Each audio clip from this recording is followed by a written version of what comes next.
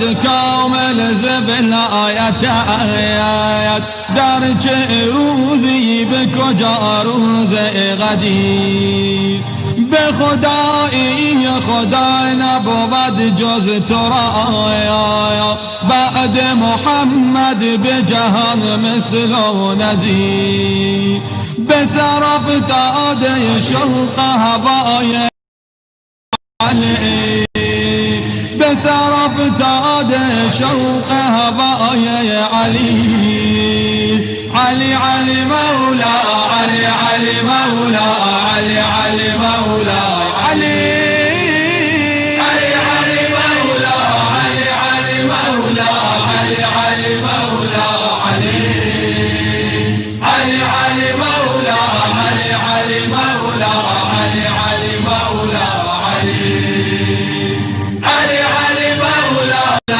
علی علی مولا علی علی علی مولا علی علی مولا علی علی مولا علی. بسم الله الرحمن الرحیم. اللهم كن لوليك الحجة ابن الحسن صلواتك عليه وعلى آبائه في هذه الساعة وفي كل ساعة وليا وحافظا وقائدا وناصرا ودليلا وعينا حتى تسكنه أرضك طوعا وتمتعه فيها طويلا.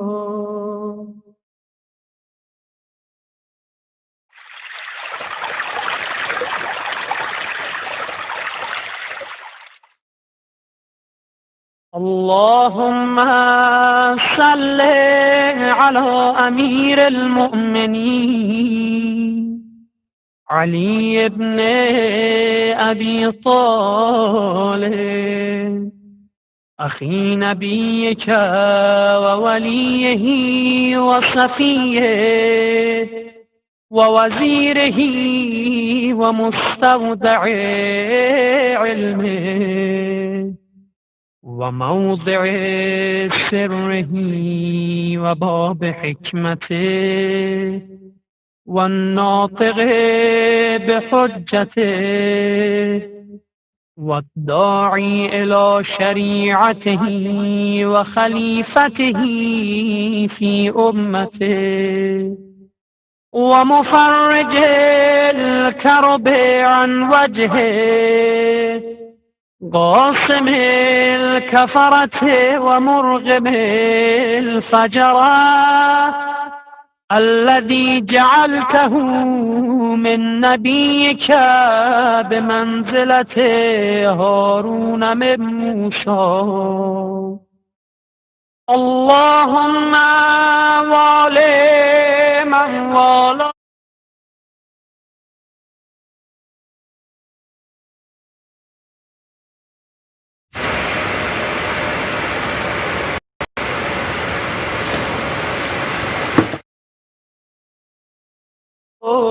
من خذله والعن من نصب له من الأولين والآخرين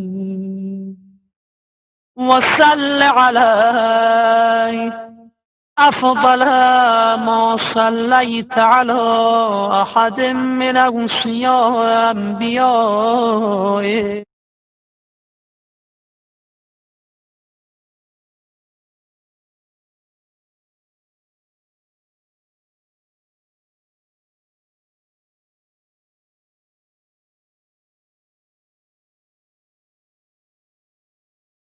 أعوذ بالله من الشيطان الرجيم. بسم الله الرحمن الرحيم الحمد لله رب العالمين بارئ الخلائق أجمعين باعث الأنبياء والمرسلين ثم السلام والصلاة على سيدنا ونبينا وحبيب قلوبنا وطبيب نفوسنا بالقاسم المصطفى محمد وعلى أهل بيته الطيبين الطاهرين الذين أذهب الله عنهم الرجس وطهرهم تطهيرا ولا سيما بقية الله في الأرضين وحجته في العالمين روحي وأرواح العالمين لتراب مقدمه فداء واللعن الدائم على أعدائهم وغاصبي حقوقهم وجاحدي مناقبهم ومنكري فضائلهم من الآن إلى أبد الآبدين. أعوذ بالله من الشيطان الرجيم. بسم الله الرحمن الرحيم. وأطيعوا الله وأطيعوا الرسول وأولي الأمر منكم. صدق الله العلي العظيم. اللهم صل على محمد وآل محمد وعجل فرجهم الشريف. We are discussing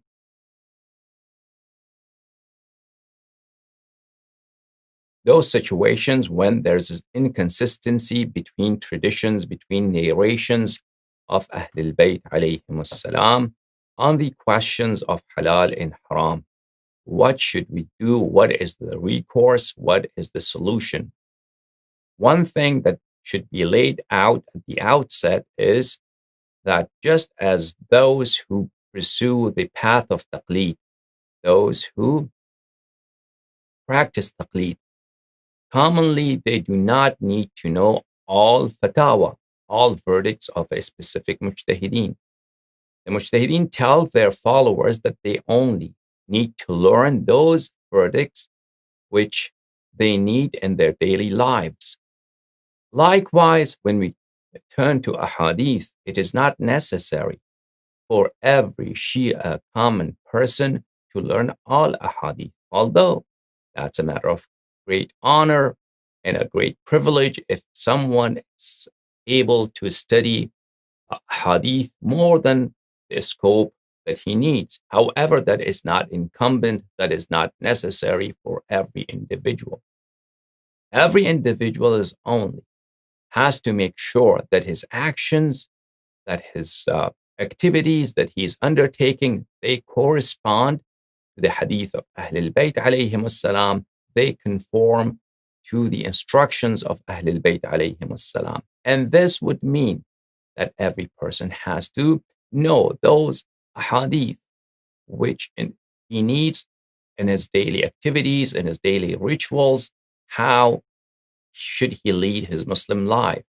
Just as the followers of ijtihad say about taqlid. Therefore, it's not necessary for every person to learn all conflicting hadith, all inconsistent hadith. Just as it's not necessary for every person to know all the inconsistent fatawa of various mujtahideen or of a specific mujtahid. As I mentioned before, there is no escape. There is no other solution. There is no other pathway that I know of for a common Shia to follow the path of hadith, to follow the instructions of Ahlul Bayt alayhim as-salam, except to learn them from ulama, from scholars. And learning hadith from scholars could be in two different ways. One way would be the scholar writes a book that is self-explanatory, that is an exegesis, that is a book that simplifies hadith for laymen to understand. It's translation with footnotes, with explanatory comments that helps the common person, the layman, understand the sayings of his beloved holy imams alayhim as-salam. That would be one way. The other way would be that to learn from a scholar in person or from his conversation, from his audio, or from his video, or in his presence directly in his classes. So either way, there is no other choice, there is no other method except to refer to scholars and deliberate with the scholars and learn from the scholars. However, which kind of scholars we are talking about here? We are not talking about the common Shia scholars that you have in various localities who are mostly against Hadith and they stand opposed to Hadith. Rather, we are talking about scholars who can, who will, and who take pride and pleasure and conveying the words of Imams alayhimus salam to the Shia. Such scholars who would convey the words of the Imam alayhimus salam to you. Now, when such a scholar is either writing a book or he is having a class whereby he is teaching Hadith, or he is giving a lecture whereby he is explaining Hadith, he does not need to bring up all the contradictory ahadith. That's not to say we have lots of contradictory ahadith. That's not to say it. I'm just saying that it's not necessary. There are methods that Imams alayhimus salam have explained that which ahadith, if they seem contradictory to you, and indeed if they are contradictory, which methods that you apply, which methods that you employ in order to resolve that inconsistency, and which categories and which criteria you apply through which you sort out inconsistent ahadith. So a person who is teaching hadith, he has always that choice, which is the better choice, to only impart, to only convey, to only deliver those ahadith which sift out after applying the criteria the Imams alayhimus salam have explained in the case of contradictory hadith. In other words, if there are two sets of hadith they are contradicting, for instance, one is consistent with the position of the Umari scholars, with the opposing denomination, and one hadith is not consistent with the opposing denomination. Imams alayhimus salam have said that always follow that hadith which opposes the Umari denomination, because hidayah and guidance rests in opposition to them. So if I'm teaching hadith, I find two hadith that are contradictory towards one another. I do not have to narrate both hadith to you. I can only suffice on narrating that hadith which stands opposed to the Umari congregation.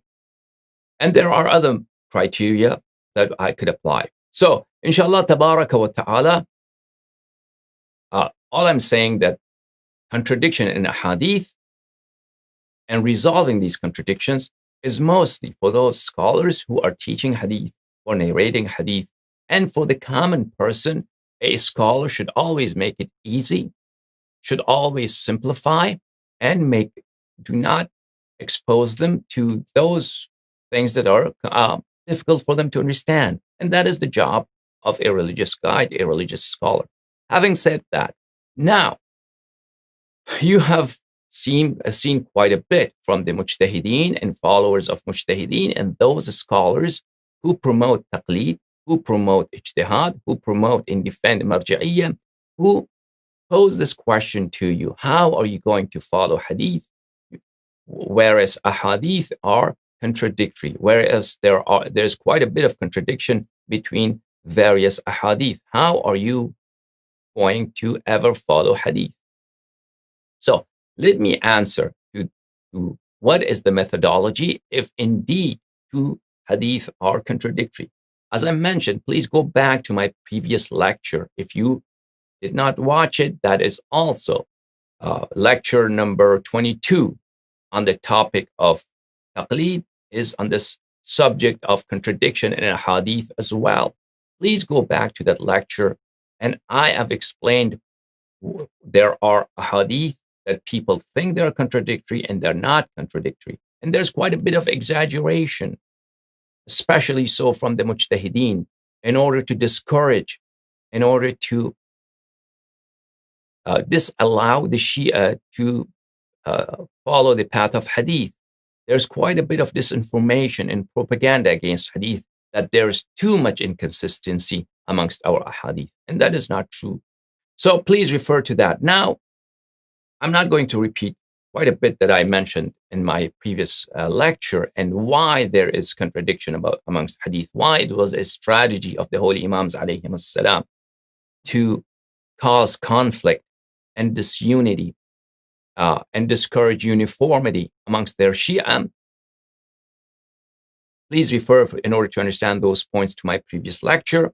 Now I'm going to come to this point, that if indeed between two hadith there are contradiction, and this contradiction is essential, and they cannot be resolved. It's not a contradiction that is very superficial and just contradiction at the first sight. This is a contradiction that indeed it is quite contradictory. What do we do, and which way to proceed? Let's go to the hadith of Ahlul Bayt alayhim as-salam. I told you the holy Ahlul Bayt alayhim as-salam have laid out principles for us which are not difficult to understand, that what should we do if we face such a situation. This is Al-Usulu min al-Kafi, volume number 1, published by Dar al-Kutub al-Islamiyah in Tehran, Iran, at the year 388 Hijri, Shamsi. And here we go. Page number 66. The page number 66, Kitab al-Ilm, the chapter on Ikhtilaf al-Hadith, this disagreement, inconsistency amongst ahadith. Hadith number 7, Sama'a says, I asked the holy Imam, Al-Quran al-Natiq, Al-Imam al-Sadiq alayhi salam, I pose this question to him. سألته عن رجل اختلف عليه رجلان من أهل دينه. There's a man, there's a certain individual. Excuse me. There's a certain individual. اختلف عليه رجلان من أهل دينه. He is visited. This person is visited. اختلف عليه. Two different individuals visit him, and they are both Shia. They are both have the same belief system as this person. في أمر كلاهما يروي. And these two individuals, both of them, they narrate contradictory ahadith. These two individuals narrate contradictory ahadith. أحدهما يأمر بأخذه والآخر ينهى. And it is quite an odd situation, quite a queer situation. This person is visited by these two different individuals, two different scholars. One narrator is asking him to carry out, to proceed, that he has to do this action.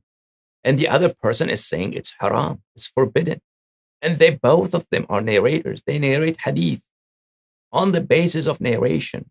So this is this action that this person can either carry out, or he can either abstain. So one narrator is asking him to do. He is telling him to do because that's what the narration says. And the other narrator says, no, don't do it because that's what his narration says. So we are in a situation between wujub and hurma. One narration says it's obligatory, it's incumbent. The other narration says it's a prohibition. It's not allowed for you to do it. So what should he do? كيف يصنع?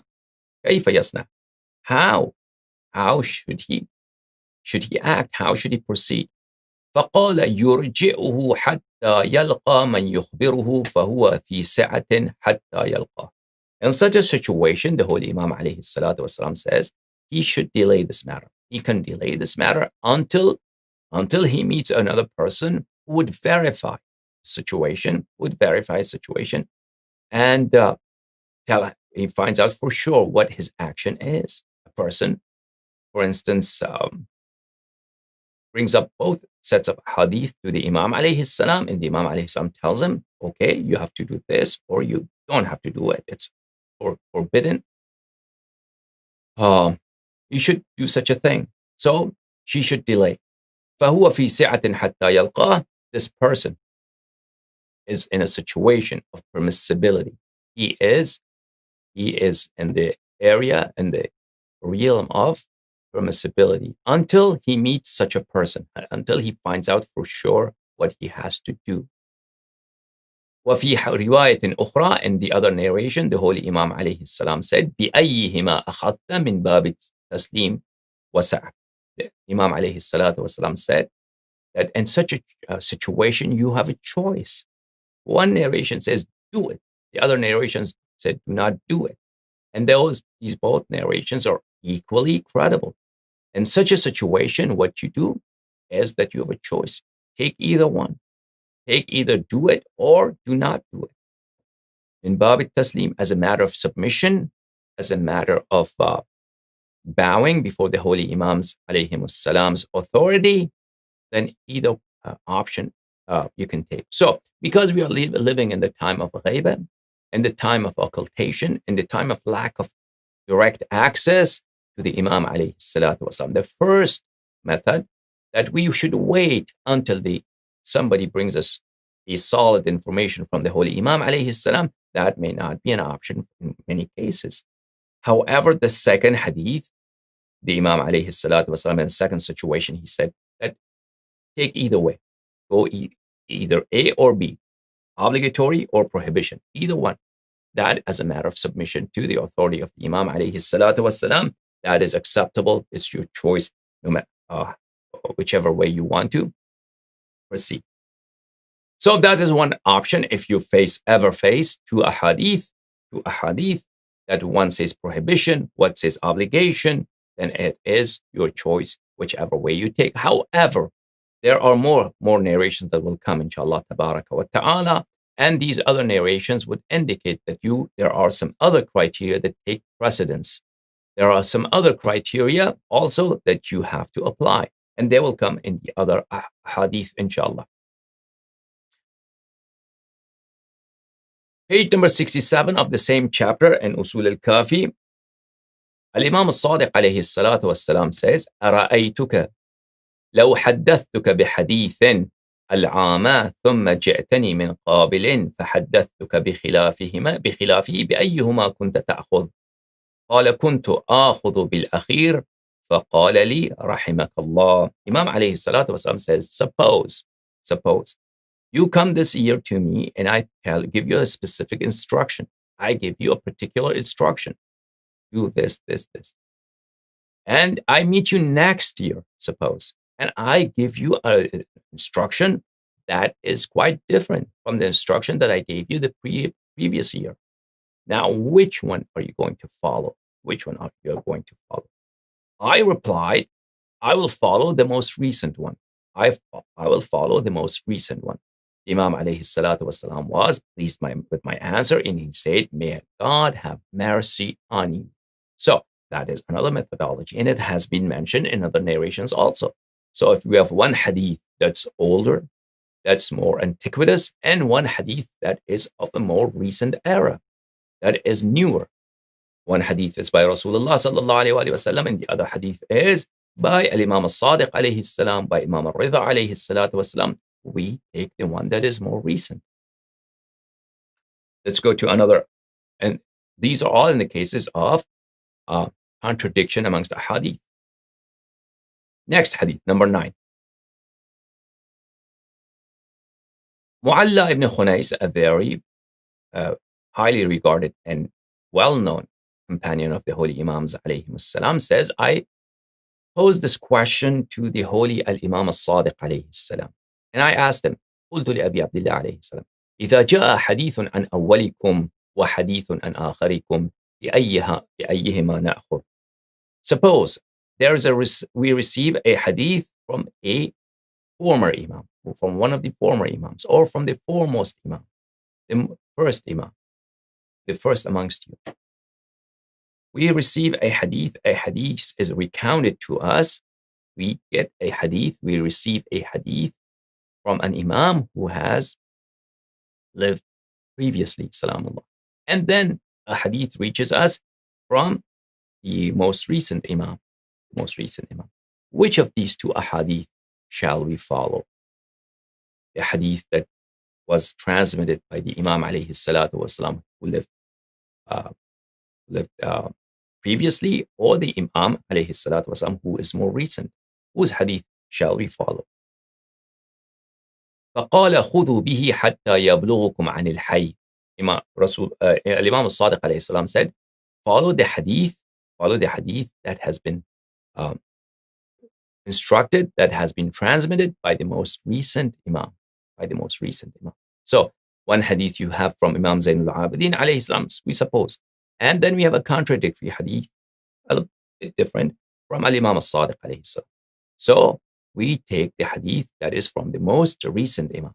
Of course, Al-Imam al-Sadiq alayhi salam is more recent than Imam Zainul Abidin alayhi salam.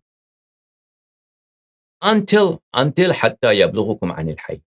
Until you receive new hadith from the living Imam. So you follow the most recent Imam until you find a different instruction or an instruction that certifies and authenticates one of those two contradictory narrations from the living Imam. فإن بلغكم عن الحي فخذوا بقوله. When you receive an instruction from a living Imam, then you have to follow that hadith, that saying, that those instructions of the Imam alayhi salam. All the narrator says, then Al-Imam al-Sadiq alayhi salam said, Inna wallahi la nudkhilukum illa fima yasa'ukum. Imam alayhi salatu wasalam said, I swear by Allah, I take an oath by Allah that we never instruct you, we never require you to carry out something except that you are capable of carrying it out. We never impose upon you an obligation that is beyond your capacity, beyond your ability to carry out. وفي حديث آخر خذوا بالأحداث. And there's another narration that the Imam alayhi salatu wasalam said, follow the most recent, follow the newest hadith, follow the most recent hadith. And then now we come to this very, very highly regarded hadith of Ahlul Bayt alayhim salam, the Maqbula of Umar ibn Hanbala. The hadith, which is very famous, and this hadith carries many instructions, especially so on the question of arbitration and the question of when there is dispute amongst two parties or two individuals from the Shia, how they should resolve their disputes. And this hadith is also commonly used by those faction of Shia scholars who believe in the concept of wilayat al-faqih in order to substantiate wilayat al-faqih. And this hadith is their most prominent and their principal argument for proving wilayat al-faqih. So we are going to, inshallah, tabaraka wa ta'ala, analyze this hadith not from the perspective of whether it proves wilayat al-faqih or it fails to prove wilayat al-faqih. We are going to analyze this hadith from the perspective of how this hadith instructs us to proceed when we find two hadith that are contradictory, that are inconsistent.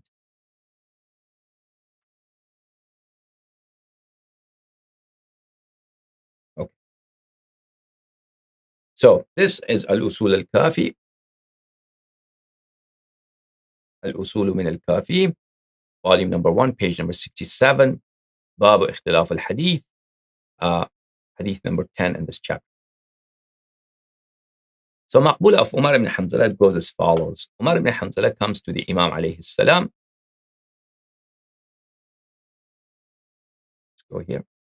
Umar ibn Hanbala goes, قال سألت الإمام أبا عبد الله عليه السلام. Umar ibn Hanbala says, I asked Imam al-Sadiq alayhi salam about two individuals. They are disputing. They are having a dispute. They're Shia. They're having a dispute because there was a loan, because there was a debt, because there was an inheritance. بينهم في دين أو ميراث. This is a matter of example. So there is a dispute amongst two Shia. What should they do?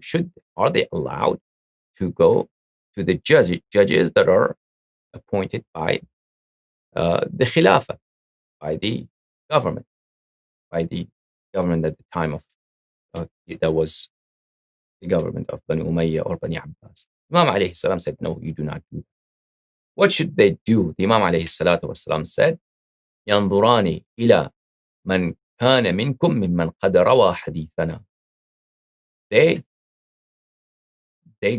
refer to our narrators of hadith, a person who knows our hadith, a shaykh of hadith, a teacher of hadith, a scholar of hadith.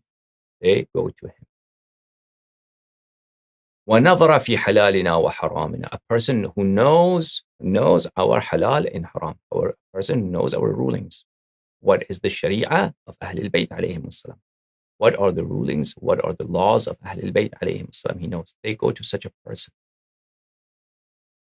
وَعَرَفَ أَحْكَامَنَا. And he knows our rulings, such a person. Okay, what do they do when they go to him? فَلْيَرْضَوْا بِهِ حَكَمًا. And they should give consent to him as an arbitrator. Hakam, arbitrator. They should agree that this person should be the judge in our dispute. He should be the arbitrator who will adjudicate the dispute amongst us, who will resolve this dispute amongst us according to the hadith of Ahlul Bayt. فَإِنِّي, because verily, فَإِنِّي قَدْ جَعَلْتُهُ عَلَيْكُمْ حَاكِمًا. Because hakim in the Arabic language means what? Hakim in the Arabic language means judge, a judge. That is very important to remember. And especially so when we discuss Wilayat al-Faqih. Okay? Because there are because Khomeini was a Persian-speaking scholar, and he didn't know Arabic very well. And before him, Naraqi was either Naraqi who preceded Khomeini in the concept of Wilayat al-Faqih. He was also Persian-speaking. And they were very superficial scholars. They didn't do their homework well. So in Farsi, and even in modern Arabic, you say hakim in some places, not everywhere. Hakim means the ruler. Ruler as a person who's a governor, who has domination over you, who is ruling, who's governing, in whose dominion you live. So that also means that. But in classical Arabic, in the time of the holy Imams alayhim salam, hakim did not mean that. Hakim did not mean that. Hakim meant qadi. Hakim meant an arbitrator, a person who adjudicates, a person who is a judge. He's a judge. That is hakim. That is very important. Now, because Naraqi didn't understand this word very well, so it led him to, and he another few ahadith, because of his lack of keen understanding of hadith, and because of his lack of acute understanding of hadith, it led him astray. And he claimed that scholars have the same authority as Rasulullah sallallahu alaihi wasallam, as the holy Imam alayhi salam, and they have the authority to be rulers over people. That's what led him. Whereas the Imam alayhi salam is not talking about that. Imam alayhi salam was not appointing governors. He was not appointing rulers. He was appointing arbitrators. And that is very clear. And that is very clear from this hadith if you consider the context. The context of hadith, the question that's posed to him, and the answer the holy Imam alayhi salam gives. And all the wordings, there's nothing in this hadith. The Imam alayhi salatu wasalam was appointing narrators of hadith as rulers. And that would be ridiculous. Ridiculous in very many different ways. However, Khomeini, but before him, Naraqi, they thought that this hadith means this way. That was because of their lack of erudition and their lack of proper understanding of hadith, because they were never trained in understanding hadith. So the holy Imam alayhi salam says, فَإِنِّي قَدْ جَأَلْتُ. Verily, I have made him a hakim over you, a judge, an arbitrator over you. I appoint him as an arbitrator. فَإِذَا حَكَمَ بِحُكْمِنَا. And when he arbitrates according to our ruling, when he adjudicates according to our ruling, or according to our hadith. فَلَمْ يَقْبَلْهُ, and one of the parties disagrees. So this narrator of hadith, he heard the arguments from both sides. He arbitrated in favor of one party, but his arbitration was according to the hadith of Ahlul Bayt alayhim as-salam. So the other party disagreed. The other party did not submit to his ruling. فإنما استخف بحكم الله. Such a person has done what? He استخف بحكم الله. He has insulted. He has showed indignation towards the hukm of Allah. He has disrespected. He has insulted the rule of Allah. وعلينا رد. And such a person has done what? Such a person has refuted us. He has rebuked us. وَالرَّادُّ عَلَيْنَا الرَّادُّ عَلَى اللَّهِ. And any person who rebukes us, he refutes us, he pushes us back, he is pushing Allah back. He is rebuking Allah. He is refuting Allah. He is opposing Allah. وَهُوَ عَلَى حَدِّ الشِّرْكِ بِاللَّهِ. And this is indeed polytheism. This is indeed shirk. So, the hadith is talking about what? The hadith is talking about a dispute amongst Shia. And if there's a dispute amongst two parties of Shia, what should they do? They go to a narrator of hadith. Again, narrator of hadith, not a mujtahid, narrator.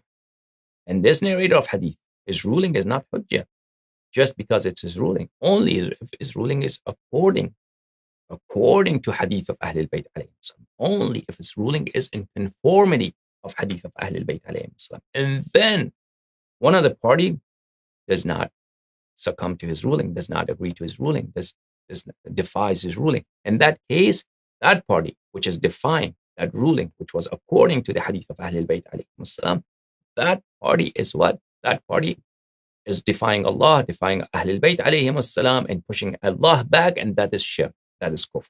You understand? So this hadith has nothing to do with taqlid, nothing to do with ayat al-faqih. It is only with regard to a narrator of hadith who is knowledgeable with hadith, and he is arbitrating a dispute amongst two conflicting parties from the Shia. Let's proceed.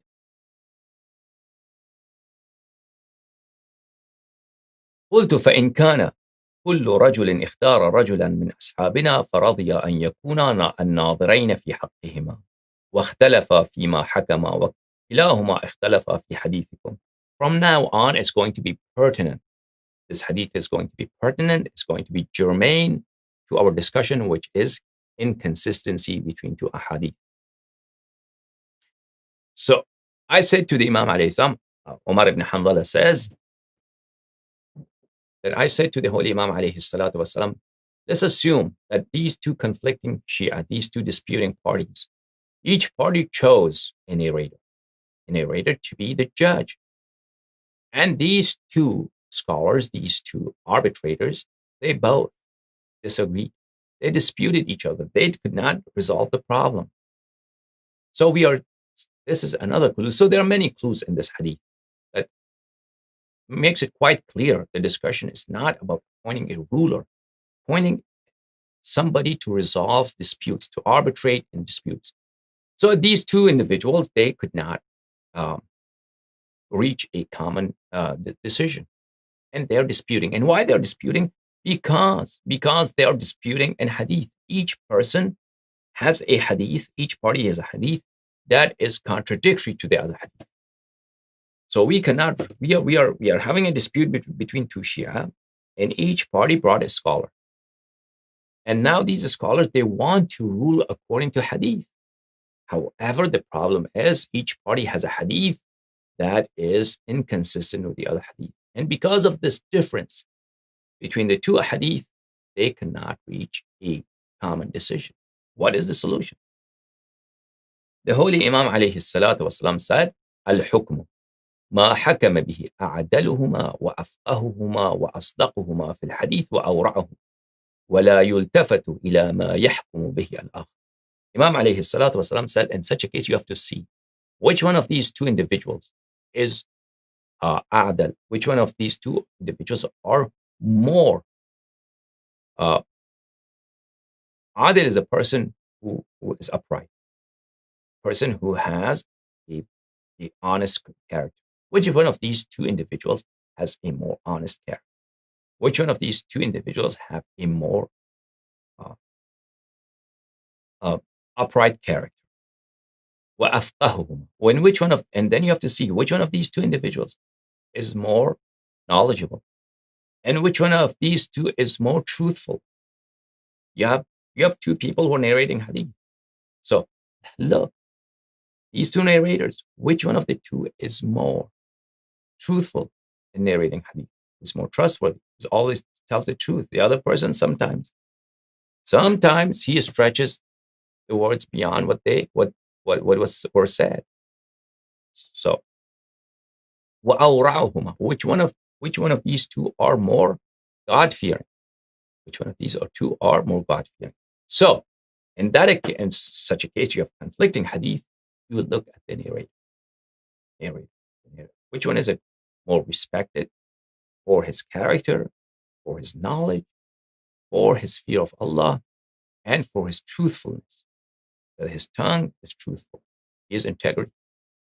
You, as these two narrators, in such a case, لا يلتفت إلى ما يحكم به الآخر. In such a case, you do not pay attention to what the other guy is saying, what the other narrators say. So, and this quite clearly, because the dispute arising in the situation that the narrator, Umar ibn Hanbala, is posing to the Imam alayhi salatu wasalam is on the account of the narrations, the hadith being different from one another, being inconsistent, the hadith being in disagreement. So the Imam alayhi salatu wasalam showed us a solution. So when you have one hadith which is in disagreement with another hadith, you have to look the narrator. If the narrator is one narrator is a man of great piety, and the other narrator we do not know. He's majhul, or not of the same caliber of the first narrator. So we disregard the second narration and we follow the first narration. I said فإنهما عدلان مرضيان عند أصحابنا لا يفضل واحد منهما على الآخر. I said to the Holy Imam alayhi salam, let's suppose that they are both of equal prominence. They are both of equal level of respect amongst the Shia. Both are highly regarded. And not one individual is given a greater amount of respect than the other. They both have the same level of fame, same level of respect, same level of recognition amongst the Shia. So in that case, both narrators are of this equal stature. What do we do? Imam alayhi salatu wassalam says, ينظر إلى ما كان من رواية عنا في ذلك الذي حكم به المجمع عليه من أصحابك فيؤخذ به من حكمنا ويترك الشاذ الذي ليس بمشهور عند أصحابك فإن المجمع عليه لا ريب فيه. In such a case, look, they are both quite prominent, quite respected narrators of hadith. In such a case, look at that hadith which has wider acceptability, has wider acceptability amongst the Shia, among the narrators of hadith. Shia have always been practicing this hadith, and the other hadith does not have that much widespread acceptance amongst the Shia. Shia do not know it. Shia had not heard of the hadith, although narrator is quite well known and quite respected. But Shia have practiced the other set of hadith. So always, that hadith which is mashhur, that hadith which is widely accepted, that hadith which is widely practiced, take that hadith and leave aside that hadith which is shadh, which has been shadh. How do we say shadh? Translate shadh in English. that hadith which is not as well known, that hadith which is not as well, which is quite unfamiliar to you. Leave that aside. So for us in this age, there are ahadith that are contradictory, but always throughout our history, one hadith has always been practiced upon, the other hadith has been disregarded from the time of the muhaddithin. So this is another instruction from the Holy Imam alayhi salatu wasalam. How are we supposed to proceed in this case?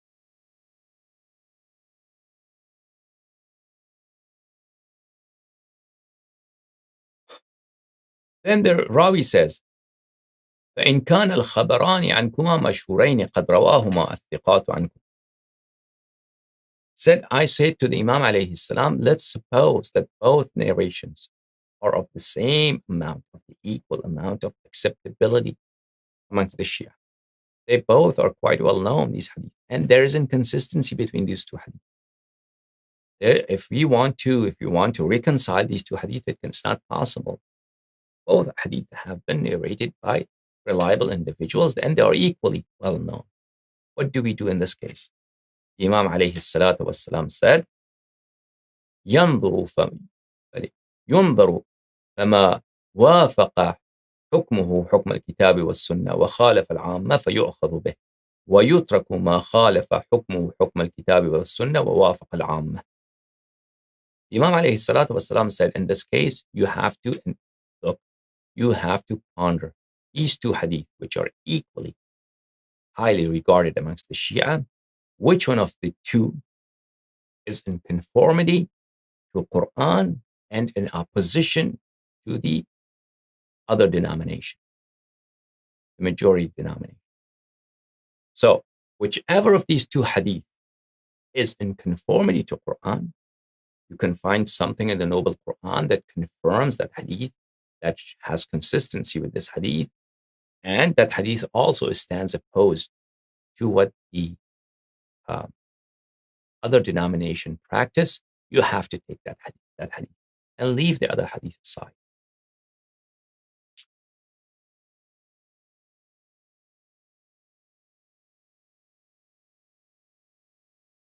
جعلت فداك, may I be your ransom. أرأيت إن كان الفقيهان عرفا حكمه من الكتاب والسنة ووجدنا أحد الخبرين موافقا للعامة والآخر مخالفا لهم بأي الخبرين يؤخذ. Said that if we have two sets of narrations, let me be more specific, be more exact. Translation, meticulous honest matters in these matters, right? If we have two rulings, so we have these two arbitrators, they're arbitrating. They are adjudicating a dispute. And they both are arguing on the basis of Quran, and each of them have a hadith. So they both have a hadith, and each hadith has some evidence from Quran. However, one hadith is opposed to the practice of the non-Shia, and the other hadith is consistent with the practice of non-Shia. Which hadith do we follow? Which hadith do we follow? The Holy Imam alayhi salatu wasalam said, ما خالف العامة ففيه الرشاد. The Holy Imam alayhi salam said, whichever of the two hadith is against the Umaris, take that hadith. Because hidayah, because rashad, because hidayah and guidance rests in opposition to them. Now, why hidayah rests in opposition to them? Because many a time, that could be a reason, and that could be the reason of the Holy Imam alayhi salam, because the Khulafa always they try to find what Amir al-Mu'mineen alayhi salam believes in, and they would issue fatwa, they would issue rulings, and they would propagate fake hadith opposite to the assertions of Amir al-Mu'mineen alayhi salam. So whatever they believe in, you do opposite to that. That is guidance. جعلت فداك فإن وافقهما الخبران جميعا. May I be your ransom if both of these disagreeing hadith they are in conformity with the non-Shia, then what should we do? Then what should we do? So we have one, for instance, one hadith. We find that one party amongst the non-Shia, they follow similar methodologies, similar instructions as it's present in this hadith. And another party of the Umaris, they have instructions that are consistent with the other hadith. Then what should we do? The Holy Imam alayhi salatu wassalam said, ينظر إلى ما هم إليه أميل حكامهم وقضاتهم فيترك ويؤخذ بالآخر. Imam alayhi salatu wasalam said, in that case, look at their muftis, look at their judges and muftis of the Umaris.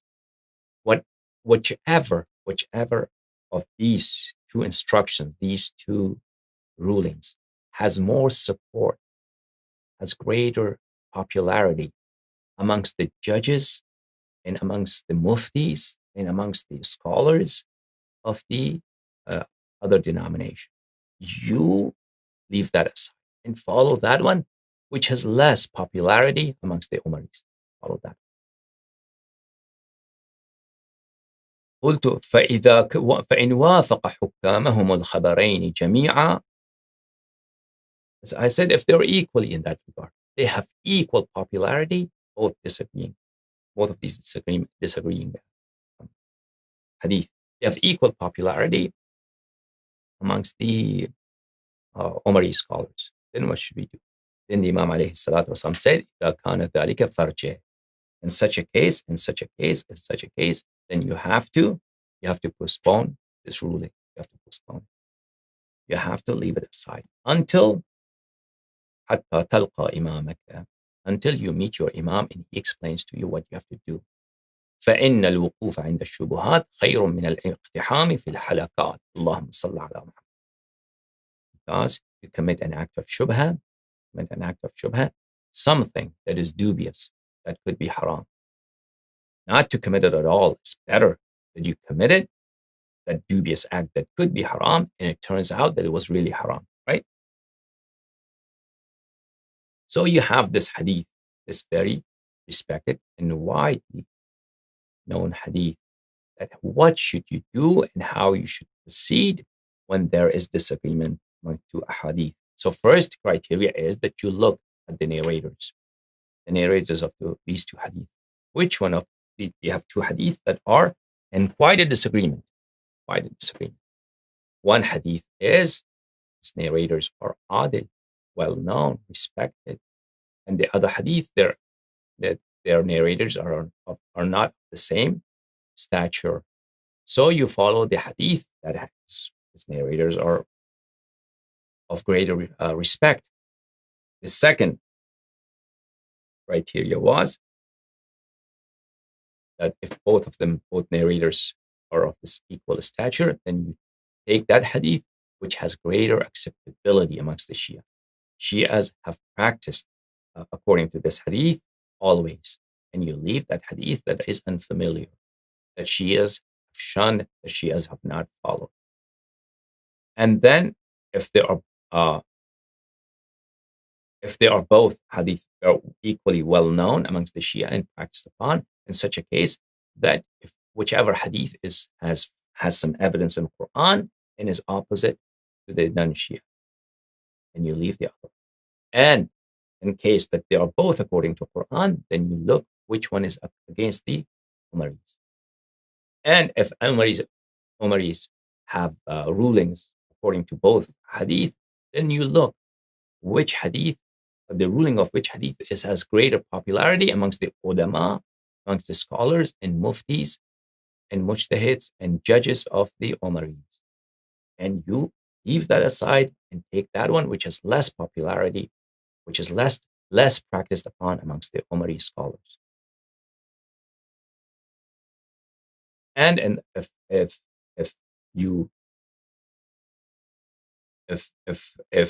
they are both equally practiced upon amongst the Umari scholars, then you stay away, then you wait, then you take precaution until you meet the Imam alayhi salam.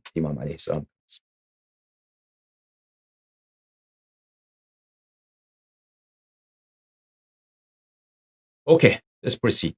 Page number 69, باب الأخذ بالسنة وشواهد الكتاب. Following the Sunnah and taking clues from the Quran. Hadith number 2.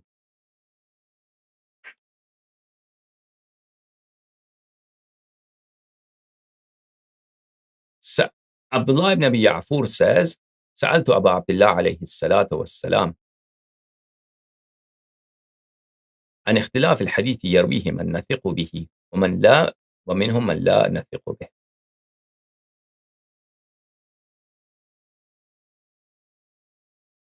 We get narrations that are inconsistent. And one narrator is trustworthy, the other narrator is not trustworthy. What should we do? Imam alayhi salatu wasalam said, إذا ورد عليكم حديث, whenever you find a hadith, ووجدت له شاهدا من كتاب الله, a hadith comes to you and you find a clue from the Quran, you find evidence from Quran that this hadith is indeed in conformity to Quran.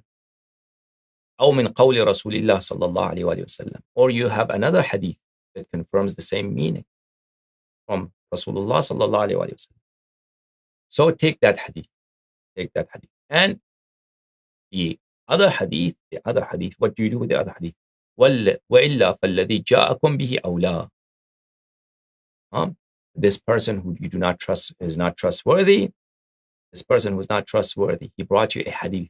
You look at the hadith. This hadith is in conformity to Quran. This hadith is in conformity to other hadith from Ahlul Bayt alayhim salam. So you accept it.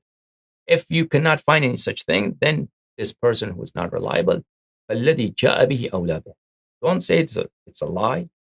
Just it could be a hadith that's specific for this person.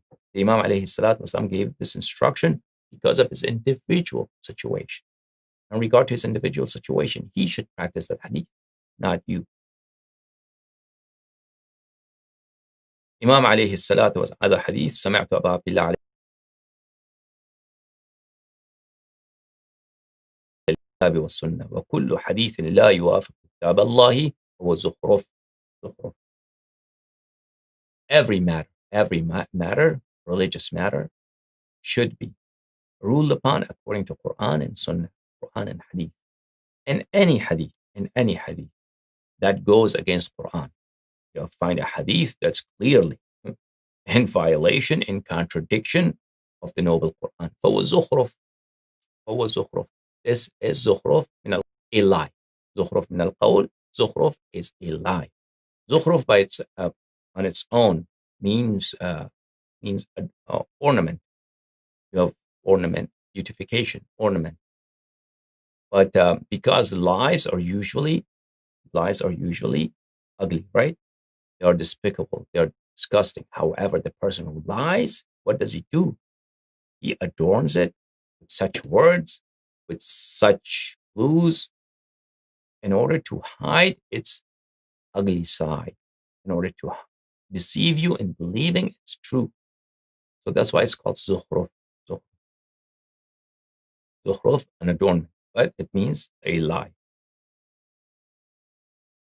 ما لم يوافق من الحديث القرآن فهو زخرف. Any hadith that's is in disagreement, that's not consistent, any hadith that is inconsistent, any hadith that conflicts with Quran, فهو زخرف. It's a lie. Hadith that is against Quran, it's a lie. يا أيها الناس ما جاءكم عني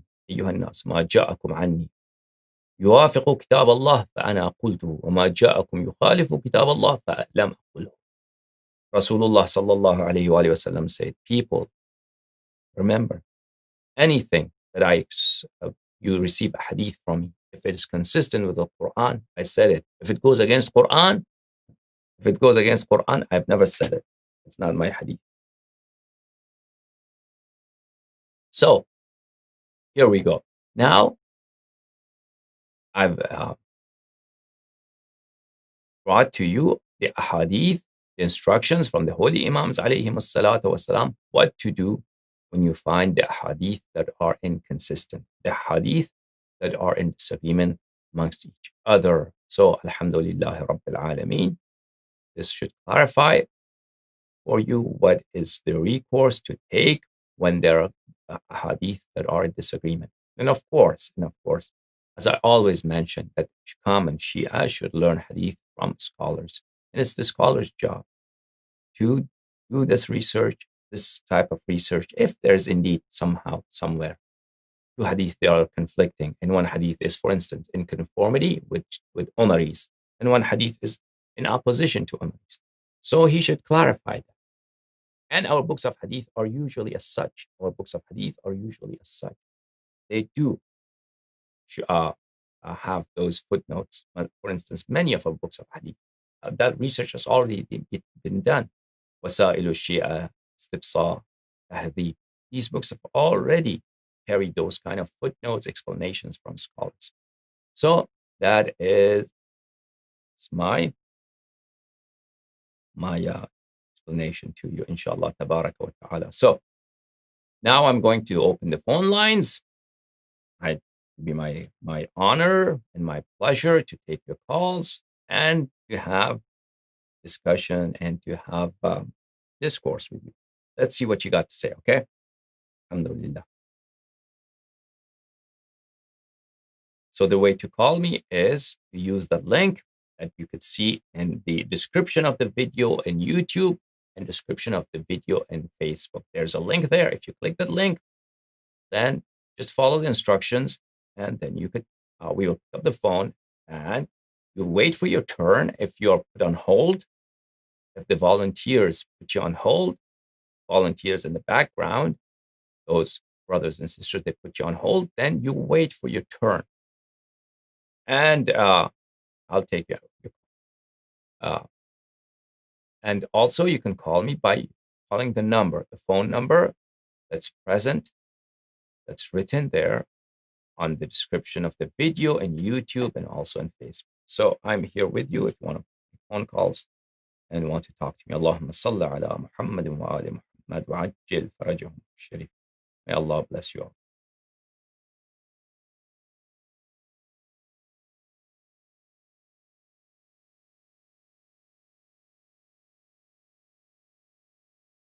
Salam Allah. La'natullah la yazid.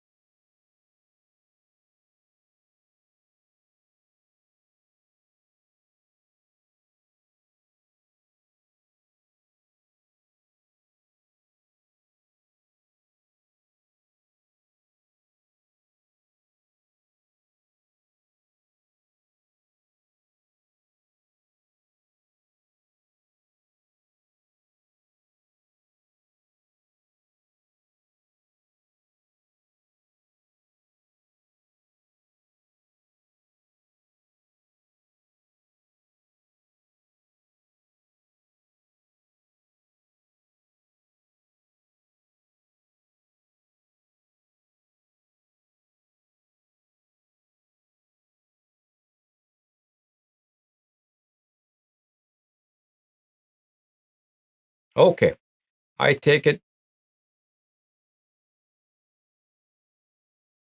we're going to end the program here, and I'll do dua for you. Allahumma salli ala Muhammadin wa ali Muhammad. Allahumma kun li waliyika al-hujjat ibn al-Hasan. صلواتك عليه وعلى آبائه في هذه الساعة وفي كل ساعة وليا وحافظا وقائدا وناصرا ودليلا وعينا حتى تسكنه أرضك طوعا وتمتعه فيها طويلا. اللهم صل على محمد وآل محمد وعجل فرجهم الشريف. If you have any questions, always try to call me in the shows. I'm not going to read your comments or reply to your comments. So if you ever want to talk to me, inshallah, you can always call me. May Allah bless you all. Take care. Ya Ali Madad.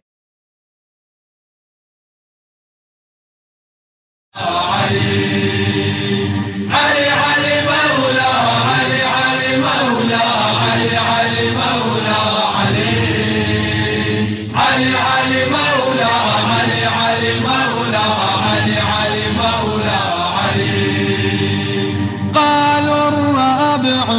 قلنا الأول علي نص عنه في القرآن نزل تمت فيه النعمة من ربنا آيايا والدين بفضل الكرار اكتمل فاسأل عنه الليل وسوح الوغايا أفهل كان مثل علي